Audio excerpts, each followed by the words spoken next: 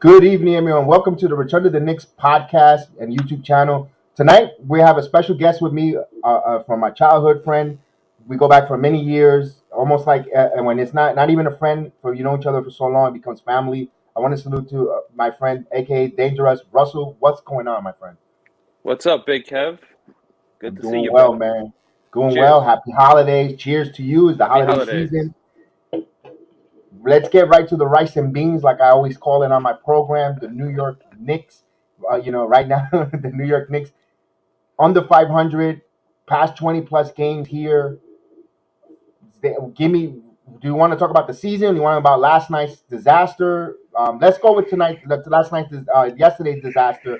The Knicks fall 113 and 99 to the Denver Nuggets, but the score doesn't indicate the atrocity that we saw on the court. Lackluster, up and down play. Something that you don't see. The Knicks give up 330 point plus quarters. The average of giving up 30 points a quarter. Man, Well, Russ, talk to me. what I'm worried about now is we made a few changes, in the off season. We got Kemba, which I don't know. I'm a Bronx dude, so it kind of warmed my heart to see Kemba come home from Soundview. But we made changes, and they don't add up on defense. And Tibbs is a defensive coach. Fournier's not a defensive player. He's mediocre at best on defense. And it just doesn't look like these are Tibbs guys. I mean, he took out Kemba already, but Fournier doesn't seem like a Tibbs guy to me. I'm not sure what he's doing here. He's not a hard-nosed defensive player. He got that swag, though, where he goes out there. He's kind of cocky. He'll shoot it in your face. He has those nice little steps to the side three-pointers. But we're not looking like a Tibbs team. This is looking like a Fizdale team, where they're going out Mhm. there lackluster. And they're there. Some of the young guys, though, they're still giving energy. I think Randall right now is looking mentally defeated. Like he's surprised he's not hitting, what was it, 40-something% from three last year? And he's not even shooting those shots. If you see when he shoots those shots now, he shoots, but now he kind of follows it like he's not confident it's going to go in. Last year, he's shooting it, he's stepping back, and he's like, oh, that's going in. So our leader has bad body language. His posture's bad. And I think we kind of knew, like last year, we overachieved, but I don't think we thought we overachieved so much that we would be an under 500 team. I think this team with Tibbs is basically a 500 team, which is a seventh-ish seed, maybe. Maybe we could go 2 games above 500. We're not. We were talking about. I was listening to all these shows. We're talking third seed. Kemba's here. I don't know, man. I don't even know what our ceiling is at this point. Where do you think we even end up? Yeah, before the season started, it's on record on Return of the Knicks podcast. It's on record on other platforms that I previously frequent and was co-host. I said Knicks will be at 45 wins. I didn't go any Solid. higher.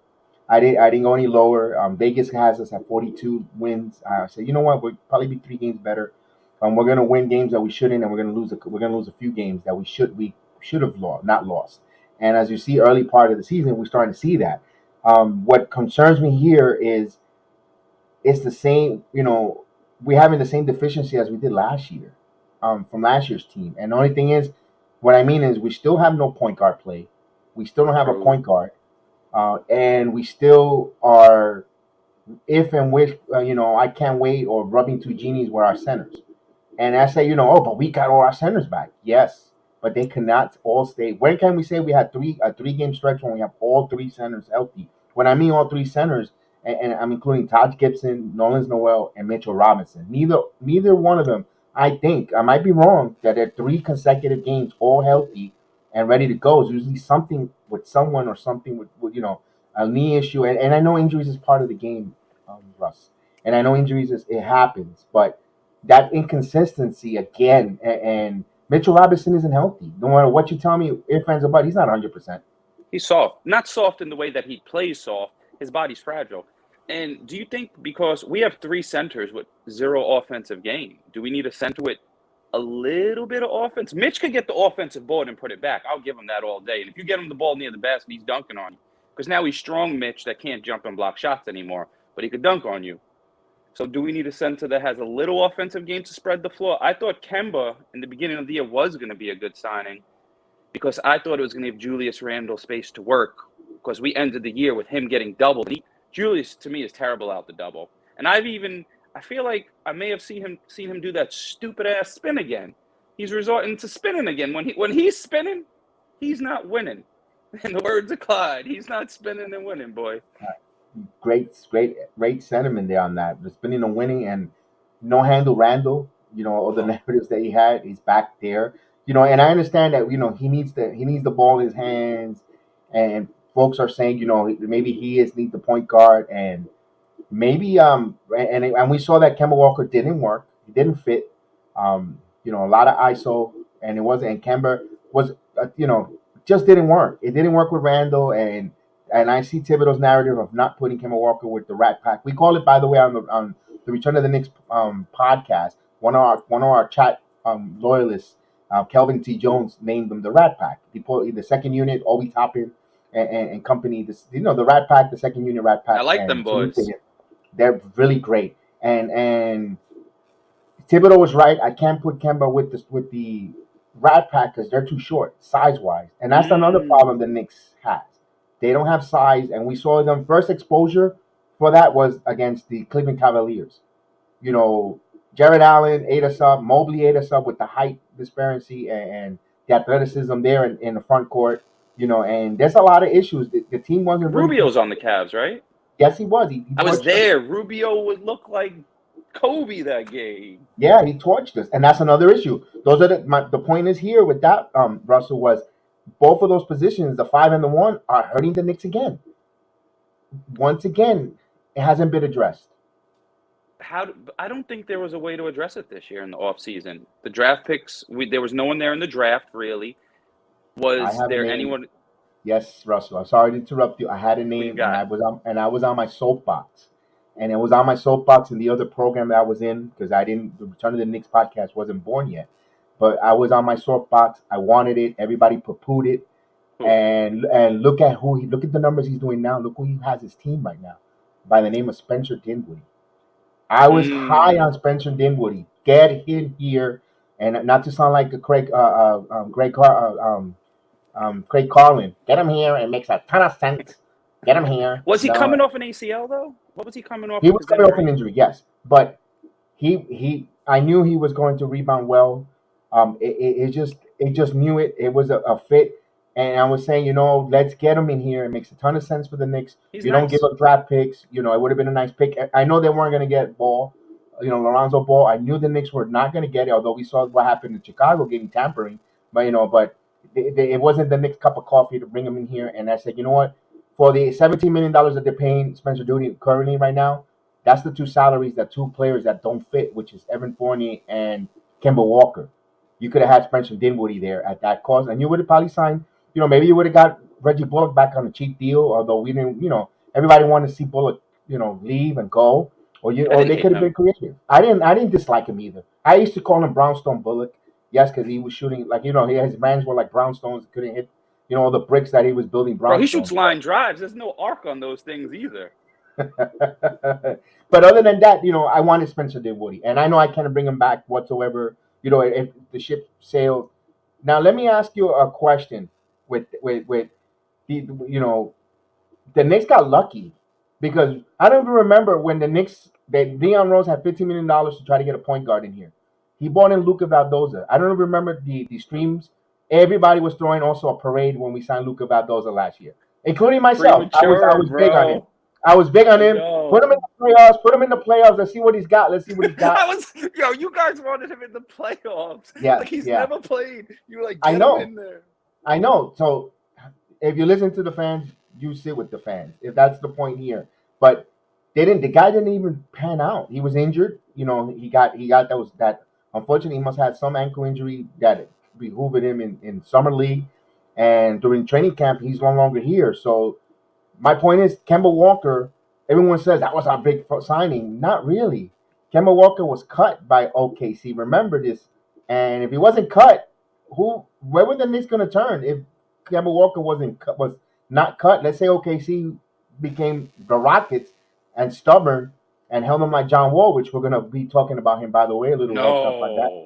No. We'll be talking about him, my friend, and and he didn't. He fell on the Knicks' lap, even though it was a gamble that It's a they feel took good it. story, man. And you know me, and I said on my last return of the podcast, those that you listen and follow us, and I thank you for all those 150 followers that are following us on Spotify and all the other different audio platforms. We appreciate you guys. You know what I say? My screen name is BX Sports Jedi, proud Bronx Sports Jedi Knight, as well as Russell. We grew up in the same building, pretty much, and we love the Bronx. We're proud Bronx guys. I just moved for family reasons. Russell's still in the Bronx holding it down, but everywhere I go, we want Kimball Walker to succeed, but it I'm still wasn't going to rooting for work him. out. Of course, he's still on the team. There's still hope, and I don't know, Russ. You Do think you that think? I yes, think. I think he can't play with Randall. no, Randall has to. If someone's gonna play with Randall, Randall has to. In order for a star to succeed with Randall, I believe Randall has to think that that player is better than him. So he defers to him a little and isn't so ball dominant. Randall's getting into that mellow phase where he's backing down the ball, he's holding the ball for 15 seconds. He's not making quick choices. The ball is sticking, and everyone's standing around and watching him. He's playing like Melo, except he's playing better defense and grabbing rebounds, and he's strong. So at least he's playing some defense. But he thinks he's Melo now. and I'm glad you mentioned that because I remember my last stream when we had everyone here on the podcast. I said it's the offense is stagnant. I said I could close my eyes, and I actually literally closed my eyes on the stream when we were recording. Randall brings the ball. He passes it to Fournier in the three on the right corner. They're gonna play Harlem Gold Drivers, hot potato, back and forth. They're gonna pass the ball behind the arc, 3-pointer, back and forth. Shot clock at 8 because I do the watch along shot and I let everyone know the shot clock. And the shot clock running down. Fournier passes back to Randall. Randall's gonna put an ill-advised shot, no good. Here comes the transition for a wide open 3 or 3-point play, and the Knicks there's a swing play. It How'd you happens just do the like play-by-play without watching the game? dude, It's pretty funny. I close my eyes, Russ, and I see that play because it happens a lot on the Knicks broadcast on the stream. Being the unofficial play-by-play on the internet of the New York Knicks, I could see that there. That's funny. It's just that Julius isn't a number one, man, and we're putting too much pressure on him. And I appreciate him staying here for less money. He is a good piece, but he's just not the piece. We need more. But And we thought RJ was going to be that guy. RJ's offensive game is struggling. He seems timid and shy. Like he's playing hard on defense, he is but playing hard on defense. But for him to become R.J. Butler, he needs to take that offensive level up a notch. With that, yeah. let me And ask you a question, Russell. With Julius Randle, can he work with an alpha number one superstar? Would he able to defer, or he's one of those kind of borderline all stars that has to be traded from team to team in a rebuilding just to get you started because he cannot fit with good, able to get in that championship level? Like, what do you think on that? I think the question is, how good does Julius Randle think he is? Does he think he's a top 10 player, that no one's better than him? I mean, to get to that level, even where he's at, you have to think no one's better than you. Otherwise, you don't even get where he is. I think he needs a dominant personality too. Like Chris Paul will put him in his place. That's Chris Paul's basketball when he's on the court. He's a floor coach. Maybe we need a good point guard. You Um, saying that? Yes. I mean, I wanted Chris Paul for every time he's been available. Get me Chris Paul. Get me Chris Paul. Be like, he's washed. He's washed. No, he's not. His game doesn't rely on athleticism. Most of his game's in his head. He just has a good handle, and you don't lose the handle as you get older.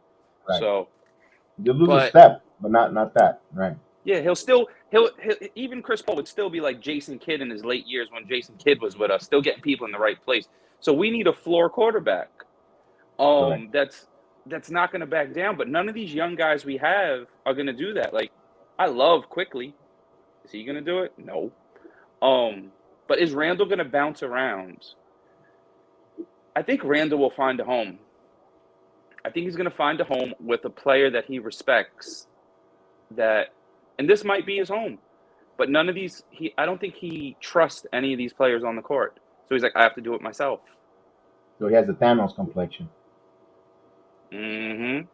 But I mentioned, just to rehash before on another podcast on the Return to Knicks podcast a while back. I've been saying when they first struggled, when before the Pacers game, before they held the Pacers to 10 points in that fourth quarter, they remember the Knicks were struggling, and I came up with a theory, or just my theory, my opinion is that when RJ had those wonderful career games, we thought he was gonna come out phenomenal. Like I had that 5 game stretch that he was unbelievable, We and I overreact so said much as Knicks fans. they will overreact. We overreact. But I said, watch out for something here. And I saw Randall wasn't at par. And I said, Randall's going to struggle this year.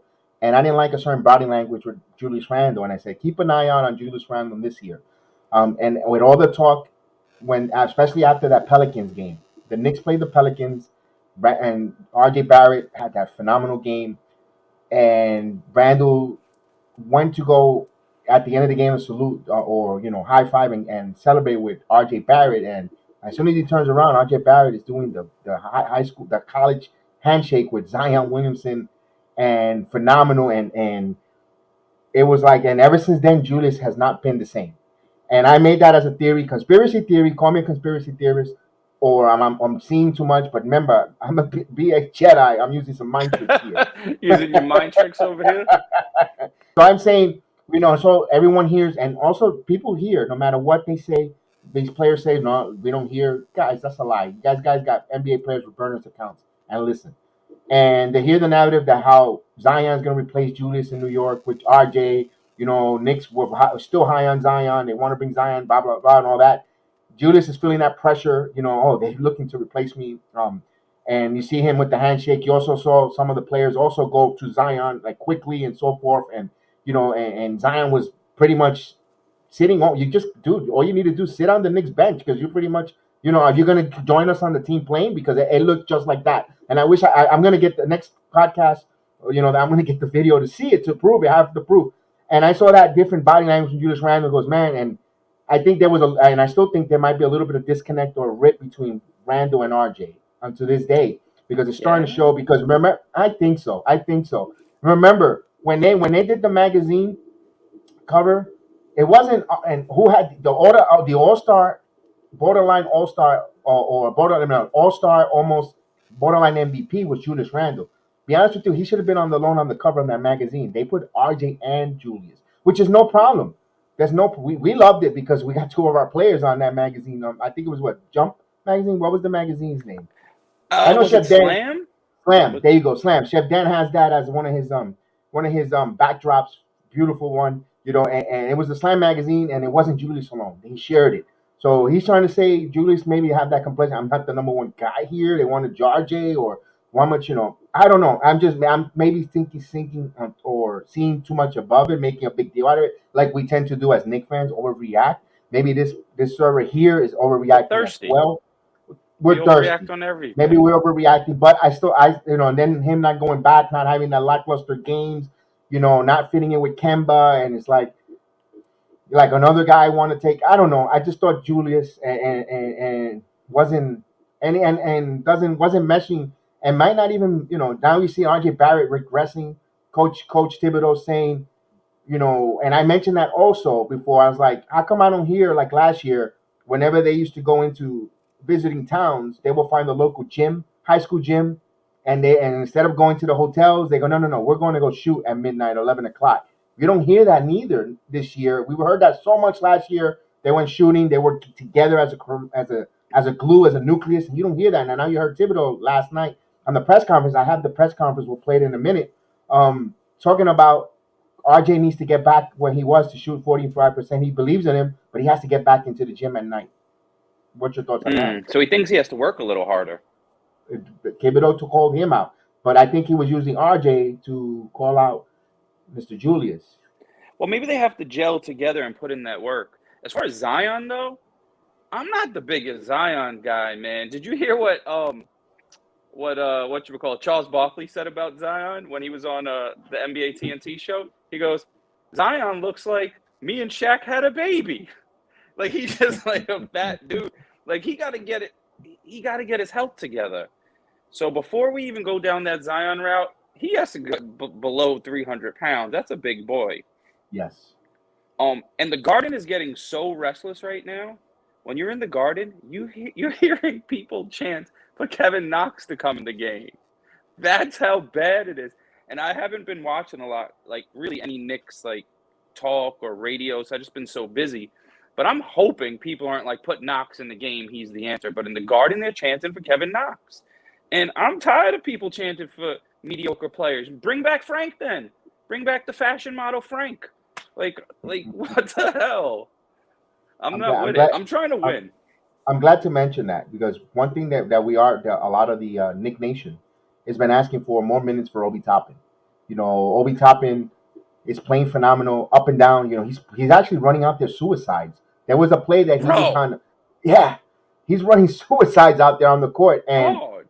the fan base is getting frustrated with Thibodeau because if Elby makes one slight mistake, he's quickly benching him, and it's like, why? Let him out there play. We want to see Obi more. I think Obi Toppin should be playing around 21 to 25 minutes a game. Me He should never get personally, less than 20 to me. The only thing I'm worried about is young players, sometimes when they're out there too long, they they get kind of start exposed. making mistakes, they get exposed, and they lose their confidence. So is he bringing him the same way he brought up Butler? He lets them like just do really well and keep doing really well, building up the confidence. This is what you do. But I want to see Obi too. But I'm thinking I stopped questioning Thibodeau because he made Jimmy Butler. Jimmy Butler wasn't supposed to be this guy. He just got the work ethic. The work ethic from Jimmy Butler met Thibodeau, and they turned him into that. But I want Obi, and I'm a Quickly guy. I want Obi, Quickly, Rose on the court together all the time. I love that three together. I'm glad you mentioned Emmanuel Quickly. I think Emmanuel Quickly, me and Chef Dan were saying that is the next point guard being groomed in the future. And I know you Yes, say, I'm glad you agree with me on that one because I thought you wasn't going to. I thought I actually first time in a while I didn't wasn't on in sync with your I thoughts love there. him. But Quickly is the point guard of the future. I think he has he's an impactful player. Sometimes he could be the first half with no Hollywood maybe 1 from 7, but in that fourth quarter, third quarter, he's going to impact it some way. And he's been playing phenomenal on perimeter defense, one-on-one defense Yes, with phenomenal of doing all the things there. He can hit the shot, and this is one thing I mentioned on the watch along.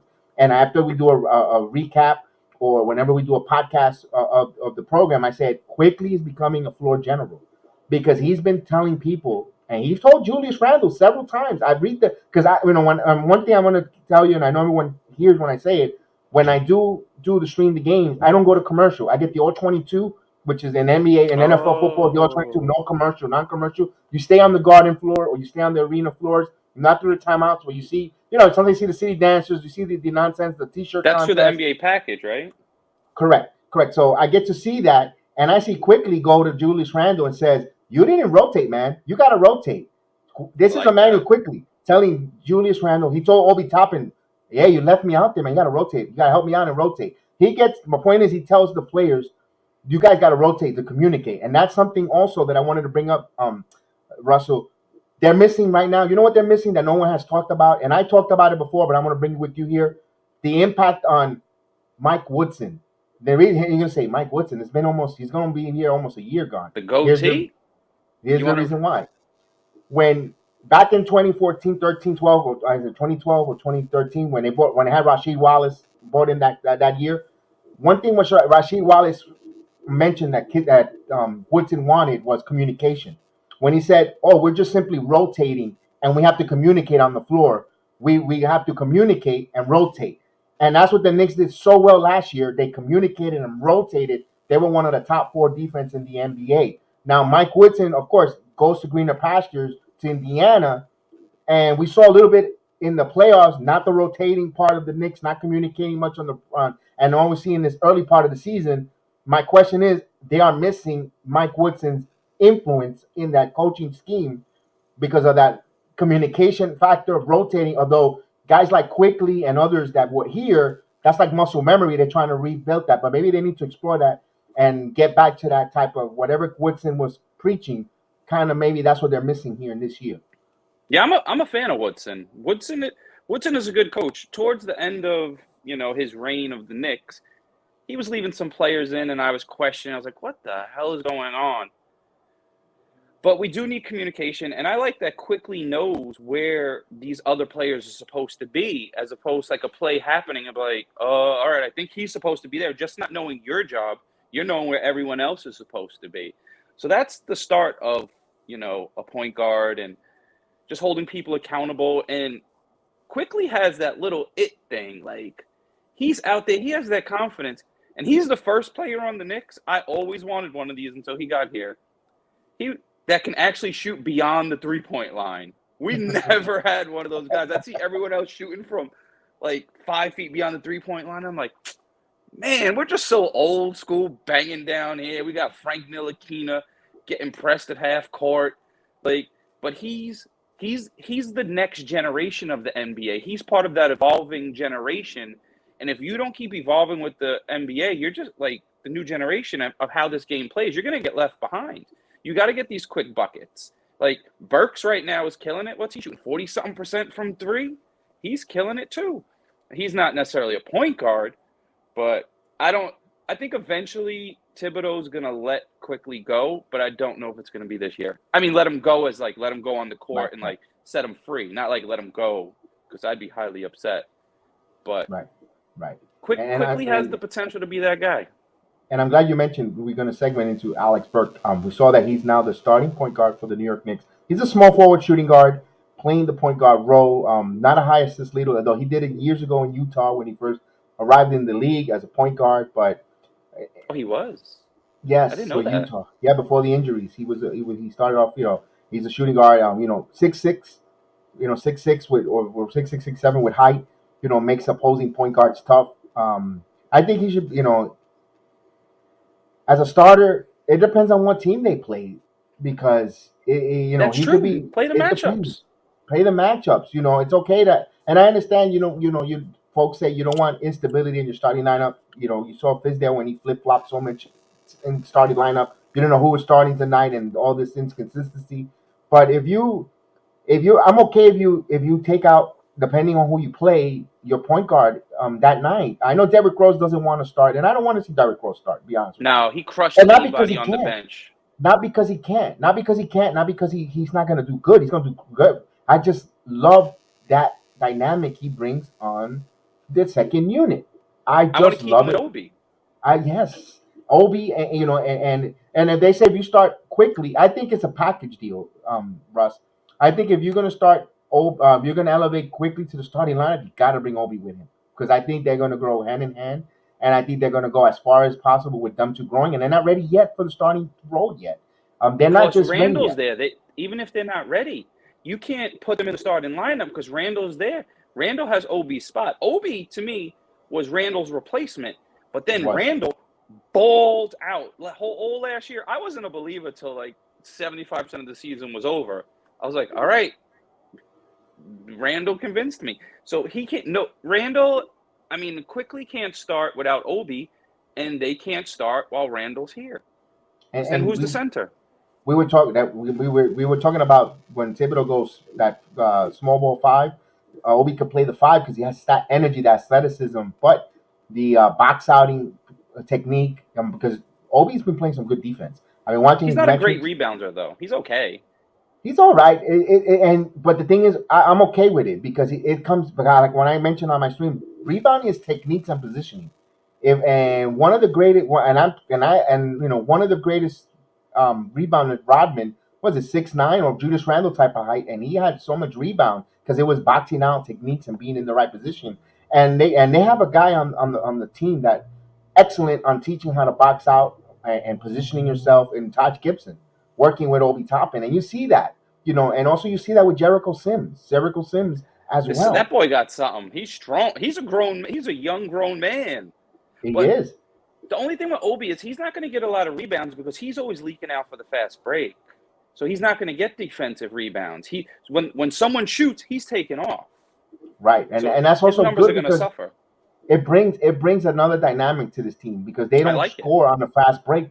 They with the starting unit they don't score. I think they had only they're dead last in the league in fast break point, and and it just frustrates because you want teams to be in back in transition, be on their heels, and that's what Obi Toppin brings. But like you said, it's a lot of like we want to hold on to our young kids, but right now it doesn't seem like it's fitting with the pieces that they bought in over the summer just didn't fit. I mean, Fournier doesn't I think fit we're stuck either. with Fournier. Who's taking that contract? They say in the summer he could be moved because it's not a high contract. But you know where I tell you what's a big arbitrage, and I know everyone says we needed him, we needed him, we needed him, we needed him. It was Nolan's Noel at that price, and I don't care what you tell me. That was a lot of money for him to come back. I said, well, what would you want to bring back there? I understand that, We but couldn't rely on Mitch. We know Mitch can go down at any time, and Mitch, there's something with Mitch. Give Mitch a good point guard or whatever. Mitch probably has to lose a little weight too because he can't catch alley oops. He's not flying like he used to. Mitch is a good player. So, but who I don't know the whole NBA. I'm gonna be straight up honest. I watch the Knicks. Knicks right, come on, right, I watch the game. If there's a big game, I'll watch another big game. So I can't go through the NBA like a lot of people can. I'm like, oh, this guy's coming up. This I really don't know. So at the end of the year, I always go through, oh, let me look at the list of free agents who's available. I'll know some names, but I can't tell you who would be the backup point guard, who is potentially the the starting center, because Mitch is down, 20-30% of the games. yeah, and then on is Noel. He's got soreness in his knees, banged up here. They knew that, and they still signed him. They go, well, those are tradable contracts down the road. If you get a superstar, you can move them. Yeah, but right now they're not on the court. They're not bringing you any value because they're movable contracts. I rather have give me a contract that I know a guy's going to be reliable, could play steady. Come in here and play. And I know that who is that? We don't. There was I no don't one. know. There isn't anyone, but it's like it I think frustrates we me. need a player better than Randall. If we get a player better than Randall, and not because I want him to not get burned, I just want him to be a really good number two. And some nights when the number one is a little off, the number two, like maybe like a 1A, 1B type thing where the other guy, he has to defer to him. Like someone that tells Randall move out the way, or, I don't know. I think the ball's just sticking, and the game isn't as fun when the ball's sticking. So now we're watching this guy dribble for 12 seconds. Oh, so Yes. now I'm standing here and watch you dribble for 12 seconds. You want me to get back on D because you took that dumbass spin shot or whatever. Like, Yeah, that's exactly that. You hit that nail on the head right there. And to all transparent, I went by my friend Randy. Shout out to Randy. I hope he's listening and tomorrow on the podcast he'll be on with me to talk about some San Antonio Spurs. He's a San Antonio Spurs fan, and he told me about don't want to stay away from DeMar DeRozan, and I trust him, and I still trust him. And DeMar DeRozan is top MVP candidate right now. Top 3, 4 in MVP. If the MVP ballot if the season ended today, the numbers he's putting up in Chicago, oh my goodness, you caught know my me theory on that is? ooh, The NBA went back to calling the games the old school way. Your tricks are done. No more throwing my arm in someone to get a foul. He didn't adapt. He didn't adapt with that game of fake fouls and tricks. He kept playing his game. I'm going to shoot my mid range. I'll shoot my three when I'm wide open. He's shooting like 30% now, so he's shooting a little better. He didn't really shoot three before. So he's the type of player that stayed exactly the same. He didn't really regress much. He just was the same player. These other players started using the rules to their advantage. So now that these rules are no good anymore, he's still the same guy. He came back, what's he dropping? 27 a game? yeah. He's fairly efficient. He's still athletic. What is he, 32? I don't think he's that old.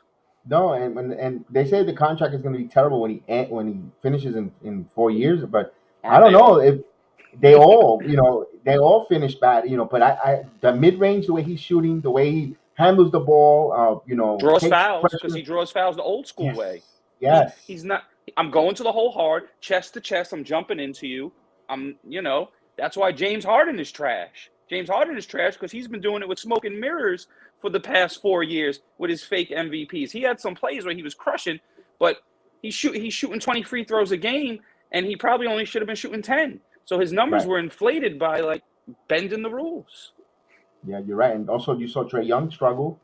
Trey Young was struggling. They're He's just back around though. He's 500. still He's back a busting little it. bit. He's back. He's back. We'll see him on Christmas Day. Hopefully, not fully back there, but I wonder if With he'll still that, have all his hair by Christmas, or he'll be bald by then. who knows? Who knows, man? Who knows with that? Maybe Santa will give him some Rogaine for Christmas. Who knows? But with that said, with the way the Knicks, where we're talking about the off season with DeMar DeRozan, I wasn't a big fan of signing him for the money he Me got. neither. I was okay. I'm okay for the money he's got. I can't have unbiased remorse with him with DeRozan. Okay, he got his money there in Chicago. I didn't think he was gonna. I didn't think he was gonna have that kind of Shazam type of year. To be honest with Neither you, did I didn't. Chicago. No, of course. Right. Neither did Chicago. But and like you were talking about, who could be replacement here for the Knicks or for the center position? I still don't know. Who they could have brought I in like here. Jericho Sims, man. That Yeah, he's very athletic. They're always trying to throw him lobs. I mean, he's strong, he's so he could strong. be a backup center. But he's going to make a lot of mistakes. He won't rotate when he's supposed to. I watched a few people get a couple backdoor passes on him. He's just young. He'll get it. He's He's an raw. NBA player. He's raw. He's raw right now. And That's and exactly it.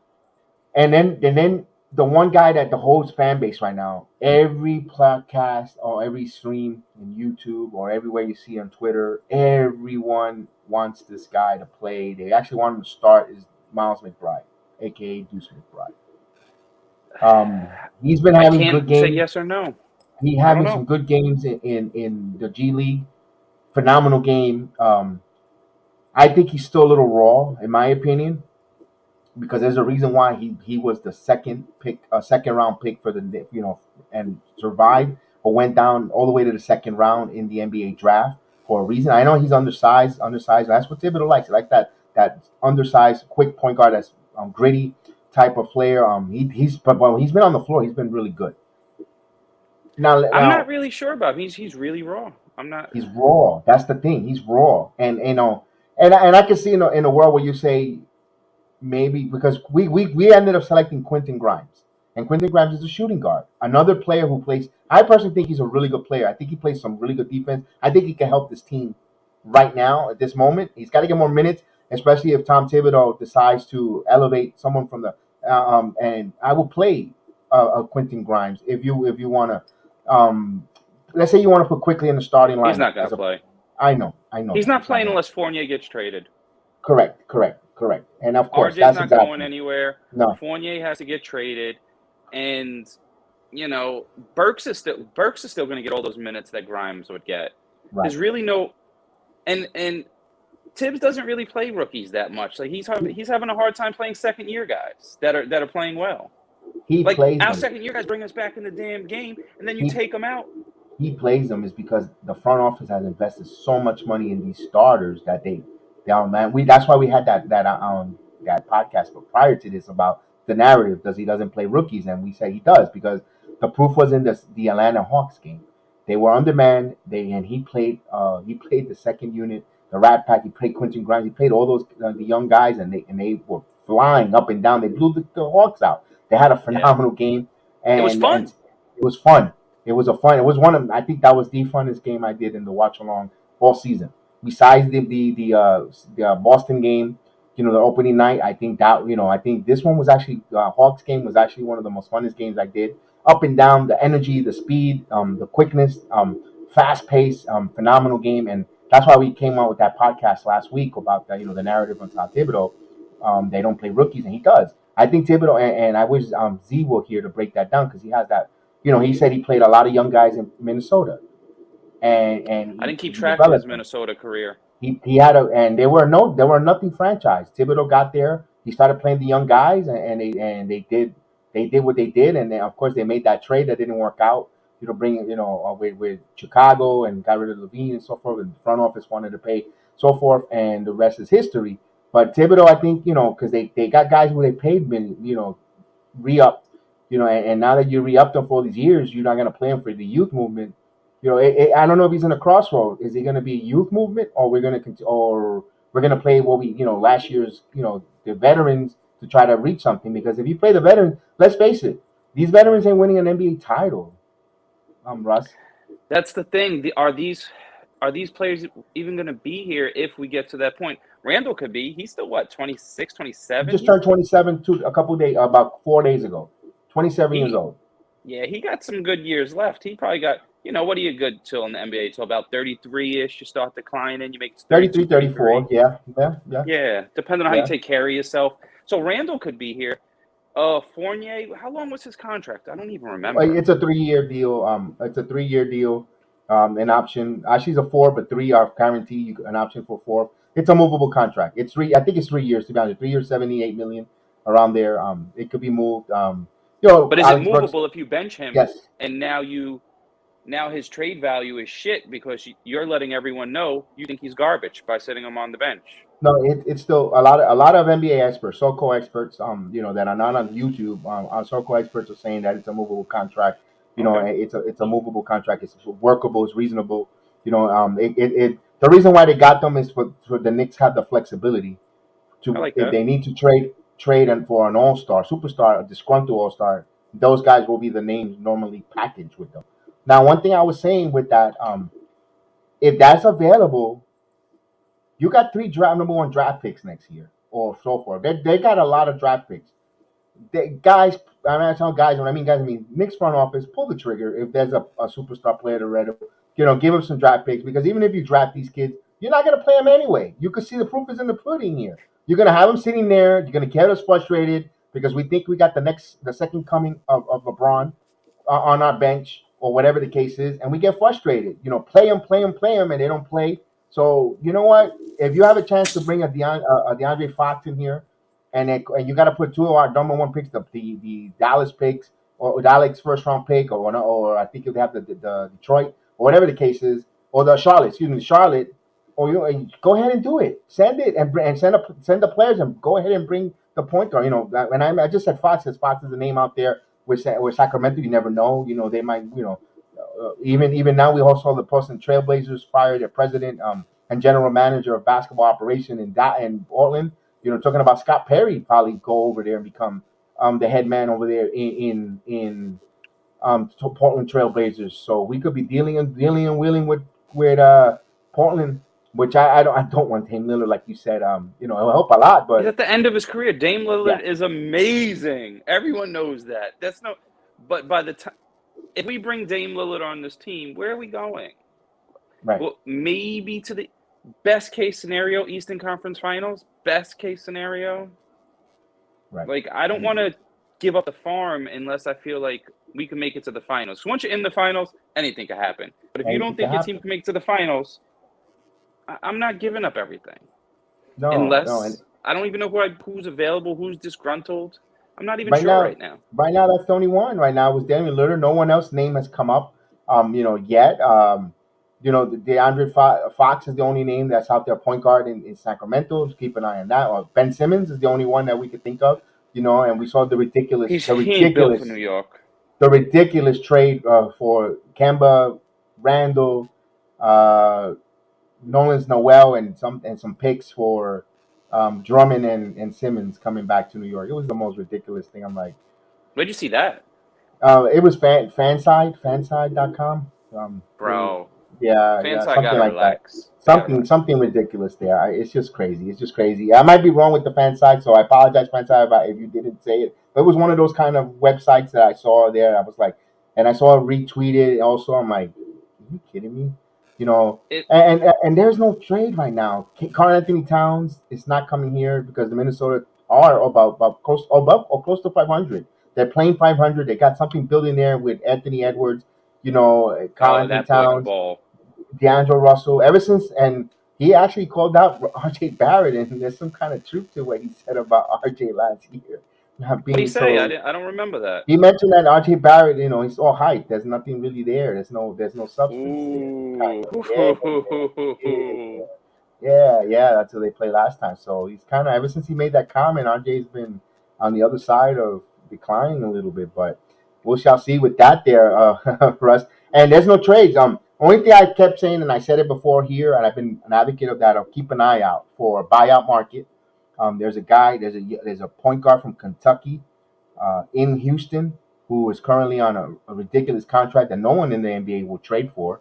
And look for Houston Rockets to buy out John Wall. And I think if he buys out John Wall, he will be a New York Knick. No. You know who he's gonna be if he comes here? He's going to be our point guard Antonio McDyess. Bring it back to that. All this hype, he's not going to play.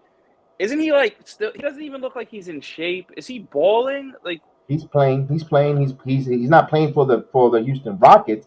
He's working out. He's shooting videos. He looks. He said he's the healthiest he's felt in years. He wants Houston to play him this year. He wants to be on the roster. Houston wants him to take a lesser role, or be, I guess, situational. They're building something there, and he wants to actually be in the. He wants to be a part of the role, and I don't see him getting back his starting role position because they got kids they got to develop. But he still has 2 years at $47 million contract I'm each out.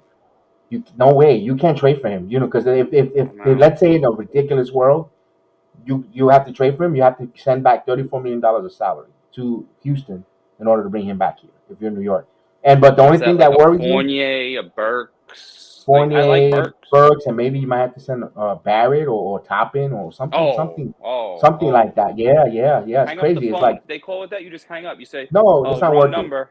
No, it's not worth it. Russ is not worth it at whatsoever at all. Like I said, in the buyout market, you bring him here for 6 million, whatever exception they have, you bring him in here and you make it work. You could make it work. You take a flyer on him. You take shots on goal, and if you get a shot on goal and it scores, you get a goal. If not, then we all know that either way, Russell, the point guard of the future is quickly though, but it's not here right now. And I don't know. I'm just saying that with that, if they want to try to salvage and see what they could do with the season, John Wall might be an answer. I know you might not You know think what that so, would but be? what's that? We'd have the two best point guards from 2010. We have That's Derrick true. Rose and John Wall. We're like That's 10 true. years too late, fellas. Yeah, that's true. That is so absolutely true with that. And But I that's a like one. Rose. I love Rose. I love what he brings. I His love him current too. game. I love what he brings. He plays hard. He doesn't complain. He's humble. You got to see him at the Garden. He's one of the few players that'll go down there and sign stuff for the kids. Like, he's just like a straight up humble dude. He made Obi nice. He gave Obi that confidence. You got to see him pep talking Obi, telling him to run.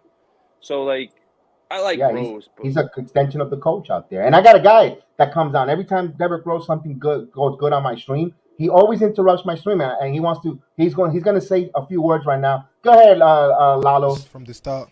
Now you can see Antoine It's got to be in Griezmann. English, Antoine. It's got to be in English. You're under pressure. I love Derrick Rose. That's a very valid. And he does, like you said, he loves Derrick Rose. As Antoine, I call him Lalo, but he always interrupts Antoine. He says he loves Derrick Rose. Always interrupts my program whenever we mention Derrick Rose. It's something positive from you're a him. fool. Oh, I got a my chuckle from Russ, and that's cool. I got a I was good like, wait, chuckle what's from coming him. on here? This is a close. It's a close interview. I'll call him my agent, Jess. That's but dope. but we no, man, that's hilarious with Derrick Rose in here. Yeah, so like you said, we're 2 years too, 10 years too late, but Derrick Rose is phenomenal on the court. One name that I was mentioning to keep an eye that we could probably have Russell, and it could actually help us in the backcourt and maybe alleviate some of the point guard. And he's not a natural point guard; he's more like a shooting guard. But in the Knicks need defensive perimeter help. Patrick Beverly, you bring in a Patrick Beverly could help. You want to give up Knox a couple picks, bring in Patrick Beverly back. You're not playing Knox anyway, and that roster spot, you bring in a Patrick Beverly. You make him. You want to make him situational. You want to bring him in there to play his defense. 17 minutes. Whose minutes does he take? You 17 minutes. You diminish. You're diminishing. You took Kemba's minutes out anyway. You want to give Kemba's are gone, but are those? I don't want Quickly's minutes going anywhere. no, but you could put Patrick Beverly in there. I think you could fit. I think Derrick Rose is phenomenal in 20 to 23, 20 to 25 minutes a game. Anything after that, he might do the 32-minute games, but in the next three games or 2 games later, he starts missing shots. You could see that it affects him. And if Yeah. you could whenever you keep Derrick Rose anywhere from 20 to 25 minutes, he's fresh and he gives you. And I keep saying that he was the best. But in those kind of minutes in that short spurt, he's the best player on the Knicks team. But it's for When he's 25 playing, he usually when he's seems playing. like he's the best player on the court for He us, is. not for He the is. other team. Right. He is. But when you play him, but when you got to play him 30 plus minutes, it wears down, and I'm like, oh, and me personally, I want to see him do great. I'm Conserve like, him. come on, Don't burn him out. Let's keep him for the whole year, nice and fresh. That's a good point. But then that's when I guess Quickly's our guy. I don't know how Beverly's doing now. I don't know because he's only 6 feet tall, which is nuts. The defense he was playing, they had him playing defense on Kevin Durant. So, but once Beverly slows down a little bit, I haven't kept track of his game either. Like I used to watch Patrick Beverly clips on YouTube because I like him. He's a dog. He's up in your chest. He's aggravating you. He plays too rough when you're in the court. You're like, bro, relax. Like, what the hell? yeah. That's But the if type of play I would like the Knicks to get for short spurts, Russell. maybe he can show Quickly how to be a pest or something like that. Maybe he could help out young guys if he's down for that. I don't know. He's situational in Minnesota. He's in the Minnesota Timberwolves, and maybe he Okay. might not want to go out leave there because they're right now. I think they have a better record than the Knicks currently right now. By just a few games, but of course the Knicks have higher expectations. But if you could try to get a Patrick Beverly in here, and for those few minutes a game, 18, 15, 7, 18, anywhere in that range from anywhere from 15 to 20 minutes a game around there to come in there and just be a pest, and if He he and might if be a they, Tibbs guy, man, because I feel like yeah, Pat Bev's probably a hard worker. Because you don't get to the NBA at 6 foot with not much of an offensive game unless you right, work hard. right, and then people are gonna say, well, you're back to the same crap again, back to back to the last year, no offense, but No what are we defense. I mean, no hurting? offense. It was working better. Go back to Right, no offense. We were winning more games with no offense. It was slow and boring at times. we had an And identity. yeah, right now, What's the what Knicks are we? identity? We're a jack of all trades, master of none. We're just trying. But we're running a bit when Quickly's in there. He's pushing the ball up court. He's getting. I like when they're running up and down court from like even off of a score of the other team. Inbound the ball fast. I saw Quickly on the court with Mitch, and he's like, "Give me the ball, give me the ball, give me the ball," because Mitch grabs it. I'm gonna walk back all slow. No, get your foot behind the basket. Let's go. We're out. Yeah, Run off don't of the makes. right. Don't let the team set themselves on defense. That's what Quickly's Never. trying to push a narrative, and that's a Derrick Rose influence, by the way. That's Derrick Rose in Quickly. You could see that extension of Derrick Rose through his youth days, and through Quickly there. Push the ball, push the ball. That's what made Derrick Rose that MVP that year. He was pushing the ball, running, and you could see that he's trying to develop, and Thibodeau is trying to develop. They're trying to find their next Jimmy Butler, which I think it might be R.J. Barrett. I still have a Could lot of be. faith in R.J. Barrett and R.J. Barrett. I still have a lot of faith in him. RJ doesn't have that quick twitch first step like a lot of players do. He's strong. You could tell he's a strong. What is he? 22. Yeah. Oh, Russell will be back in a second. Russell stepped out for a moment, so Russell will be back. We'll bring him in there. A little technical difficulties on Russell, and yeah, like you said, R.J. Barrett is 22 years old. With a lot of strength. He goes to the basket strong. He just got to develop. He just got to develop a stronger jump shot. And like you said, he's strong. Go ahead. When you were just saying about R.J. Barrett. Yeah, RJ. I don't know what happened. Technical difficulties. I'm gonna have to talk to my agent. They're gonna have to get me some better stuff. Yeah. But RJ's strong. I don't see like sometimes you look at a player and you're just like he has it. Like I don't know. They don't. He doesn't have the explosiveness. He's gonna have to develop a Paul Pierce game. You Good know, comparison. Good comparison. you don't have to be the most explosive player, but you're gonna have to learn how to play with the skill set you have. Like when I was younger, I couldn't jump the highest, so I got a nice little jump shot. Like you got to And the figure out what fadeaway. you can do. The fade worked, boy. Kev knows. Fadeaway Unblockable. with the left foot sticking out. Yo, I was young Dirk. But you gotta you gotta work with your skill set, man. RJ's strong. Maybe develop a little post game, but I also don't want to see any more post game unless there's a mismatch. You get down there, you body up the little man, which he tried to do yesterday, and he took a terrible shot that went over the basket. I forgot who was on him. So I I think it was don't. Compazzo, wasn't it? I forgot who it was, and he was trying to get the ball, and he was like trying to clear out, and then he just put up. I don't know. He doesn't know how to post up, so he got to go work on that move in practice before he brings it to the game. But I have faith in RJ, and I love what I see from him defensively because you're just not going to brush up on him, and he's going to his shoulder's going to turn. You're going to get by him. You're going to run into a grown man. You're going to run into a wall, and he's only going to get stronger. But I don't think you could develop the explosiveness. But he can still dunk on people. We've seen that because he's strong. Right, and the thing is also, and this is another point that I know where we're gonna head with this. My God, the officiating has been super atrocious. My goodness. I don't blame the refs ever, Kev. It's very rare I blame the refs. We don't always get the call. Randall's been getting hit. I see it. But then Shaq, I watch a lot of NBA on TNT. Did you see what Shaq was saying about him? He was like, "You don't get the call, so make them pay. Now you have your elbow here. Bring it up 2 more inches. Turn around. Like make them play. You're a strong big man. You have to adapt to what the refs are doing. You can't use it as an excuse. It looks like Julius Randle got the refs in his head. And if these refs ain't calling it, get out there and do something else." And he has these reps in the head since last year in Atlanta series. When he got called for a couple offensive fouls against DeAndre Hunter, that's been on his head, and he's totally been a different player ever since game 2 of the Knicks Hawks series when he got hit with a couple of offensive fouls, and it's just like he's timid. He thinks he's too strong and he's gonna fragile hurt someone down below, box below, and I think Hurt that's him. also Hurt him. yeah, that's what's leading to him to shoot a lot of fadeaway jumpers. Now he added that fadeaway that I think he's like shooting. I'm gonna make a number, but look, he's like 20% because he never Could rarely be. hits those fadeaways because they.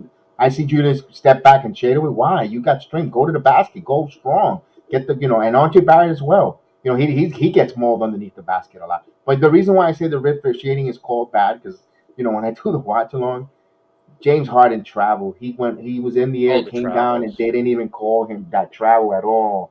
It was egregious right in front there. That dunk that Kevin Durant went for a dunk and you saw that I think it was quickly was flirting with him just it didn't even touch I him. missed a lot of the Brooklyn Oh game. my God, Russell! He didn't even touch in slow motion. He didn't even touch him, and they called a three and one on a. I'm like it was egregious. A lot of egregious. He missed the dunk, as a matter of fact, and they Kevin got the Durant ball. earned those, though. By being the top 1 or 2 player in the I NBA, get you you that, get but those. when you go to instant replay and you slow it down and it's clear cut to national televised audience, that's not the Yeah. right call, and you still keep it. Doesn't look good. And also there was another call in the first Chicago meeting between the Knicks and Bulls. There's a play where Alonso Ball trips on his own feet, and he's going out of bounds. He falls on the floor. The ball goes out of bounds. They say Kemba tripped him. They went to the replay. They slowed it down. Kemba was nowhere near him, and Kemba was laughing on the floor. And they kept the call on the floor. The referee has been and like G Money, who's part of the network, says you gotta overcome the ref. You gotta execute your game. He doesn't like That's to how hear I the feel. referee excuse. And you guys are correct. You guys are correct to your point. But when it's so egregious, Russell, But when it there's looks, nothing you could do about it. I know that, I You know gotta that. So, adapt. Otherwise, but then or just lose. then the referee, then you hate what you dislike is the next day on that 2 minute report they said there was calls missed, and the Knicks were right. That's annoying. And you hear that, and oh, we're sorry. How much more sorry you're going to keep giving this franchise, saying, "Oh, we apologize. The refs messed up." All we want to do is be held. We want to see the refs being held accountable. And I keep saying it before, and I said it before. I salute Dana White, and I go, "What are you talking about here?" Well, I mean, Dana White in the UFC had a referee in Abu Dhabi who was terrible, terrible, terrible. Could have cost the fighter his life, not stopping the fight, taking unnecessary punches. He the referee finished that fight. As soon as that fight was over, on the spot says you're not officiating any more fights this season. And they were Wow. short. And they were short-handed. They were short-handed officials because they're in Abu Dhabi. They're across in Fight Island, and that referee was not. And that was an early prelims. So you still had the prelims Wow. and you had the main card. They were short-handed referee because I'm not going to put this man out there to kill Calling somebody. Herb Dean. Of course. And for those we bought that UFC reference, we do also here on the Wrong Sport Jedi Network, the MMA Combat Sport Weekly with Chef Dan in Austin. Every week we do the podcast here wherever you find your audio and also on the YouTube channel. So that's a quick plug for them. So salute to them. And with that, we want to see the referees being held accountable a little bit by the NBA. That's all we're asking. How do you hold them accountable? Like you can't dock their pay. It's probably like a union. You know how, you know what I mean? Right, Do right. you But not this, give them games? Do you? yeah, you bring in, okay, you're not gonna officiate one game, after two egregious bad calls, or if you have like four bad calls in one game, the next game we're gonna bring in a younger replacement just for that one game. That's not like a suspension. You're gonna be in attendance. You will still get paid, but you won't officiate that, and we'll bring in a younger kid to get that opportunity to see if he officiates better. I don't know. I The don't know. game's so fast. The game Yes, it is. is. It is. But when It you is. mess up when you on the replay too, like the other That's the day, point. That's the point. Fournier got called for a foul on a block at the rim, and they reversed it. I was so surprised. I don't Yes. remember who he blocked. Caruso. Caruso tried to dunk it on him, and he got a Yes. clean block, and they called it a foul. And then Tibbs challenged it, and I was like, no way they reversed it. It was a clean block. But I feel like they don't want to admit that they're wrong, so they always just say call stands. Yeah, and you're right. You're right with that. But you know what? But when you're seeing it on national televised, it just shows a little bit of bad look for your league, especially when you have a guy by the name of Tim Donahue that used to work for you guys, and Mm.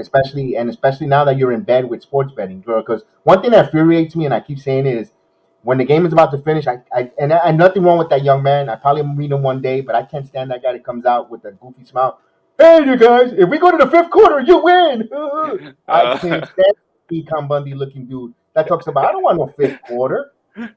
Hell no! I want this dub. Get out I of want here. this victory, and that's it. You could go to the fifth quarter. You could go to your house and play the fifth quarter. I don't want no fifth quarter. I want to Oh finish. man, I want a Knicks victory. I can't stand. No disrespect to him. He's working. He's making money. But oh man.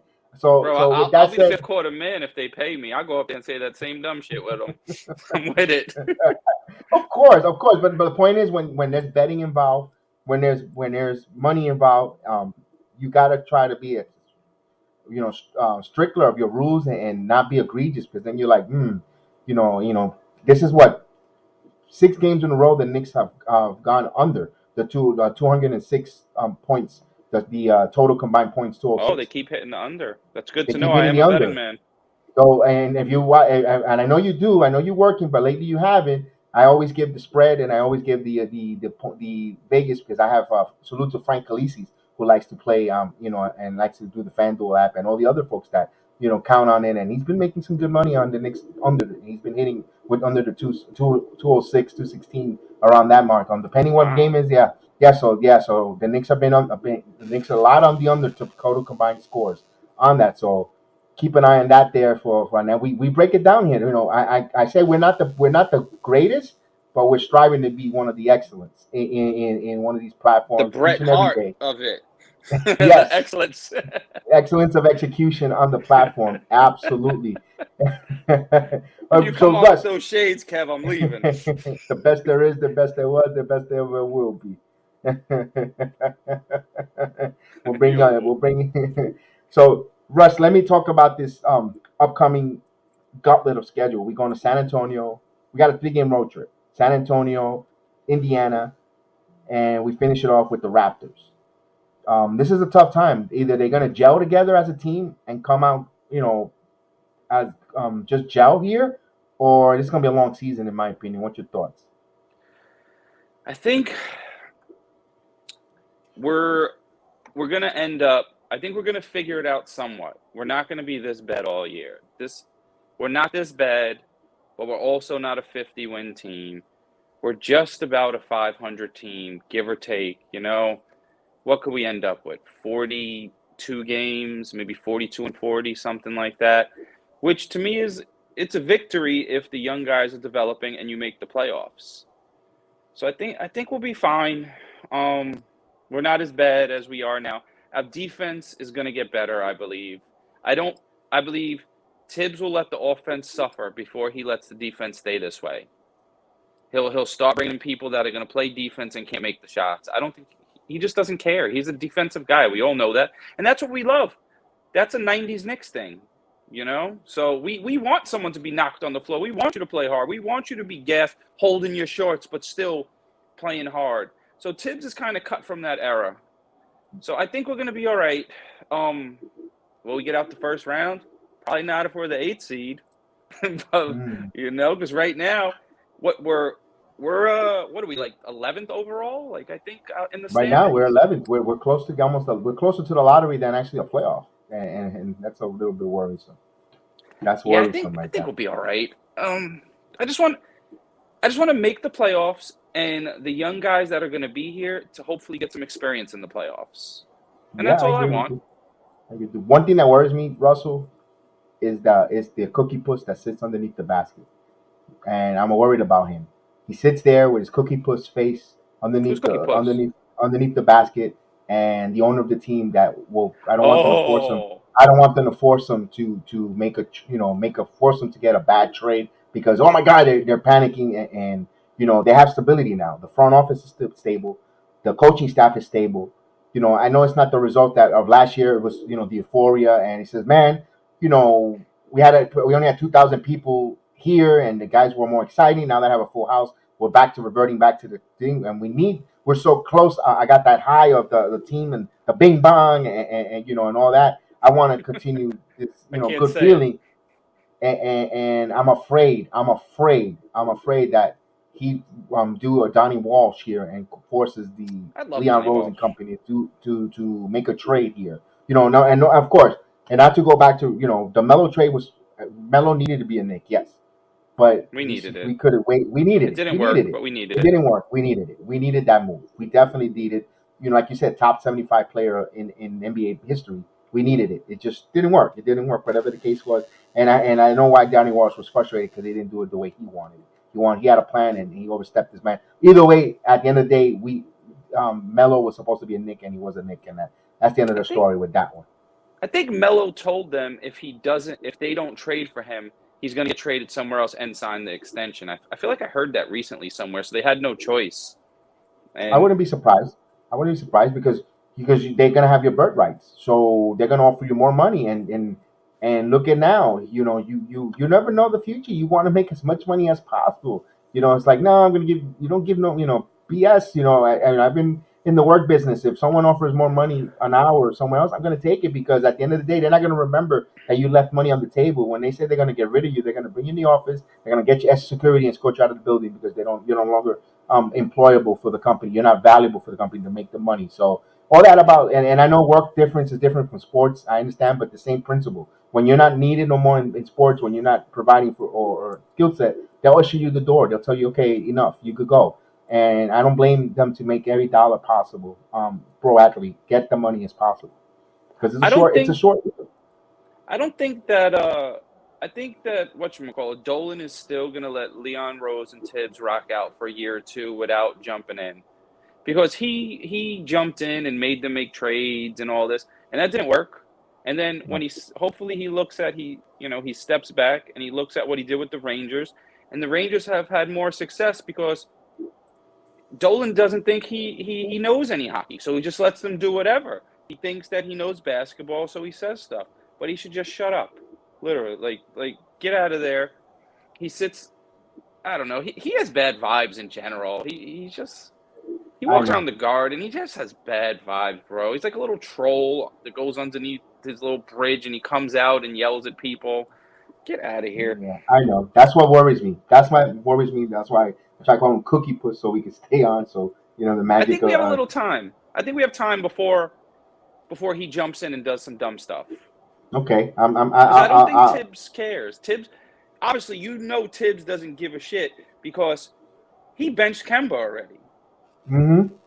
If this That's was right. Fizdale or any other previous coach, Kemba would still be in there. And not that Kemba might be all right if Randall wasn't in there, but they can't. There's no way they could play together.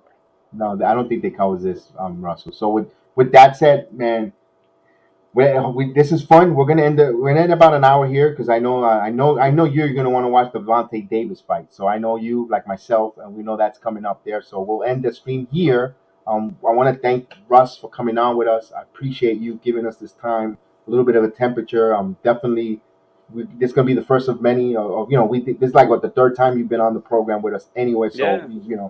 we always love to have you on. Hopefully we get you on with Chef Dan as well and Z to because they're good basketball minds, and definitely want to talk some more. Thank you for gracing us today with this Sunday evening. Hopefully we get on the Knicks get on a 3-game winning streak before they see them in in against Milwaukee. I know you're going to be there in Yeah. person, live in color. So hopefully they're running in on a 3-game winning streak. So I want to thank everyone in the podcast. Thank you for listening to us. Those in YouTube as well, watching the video later on in Twitch. Find us. We're everywhere on the platforms, on all anywhere you can find your audio platform as well. Just hit BX Sports Jedi Network. The Return of the Knicks, and keep us for the next time. So we'll leave you with a bing bong, and we'll go run the intro, and we come back. Stand clear of the closing doors, please.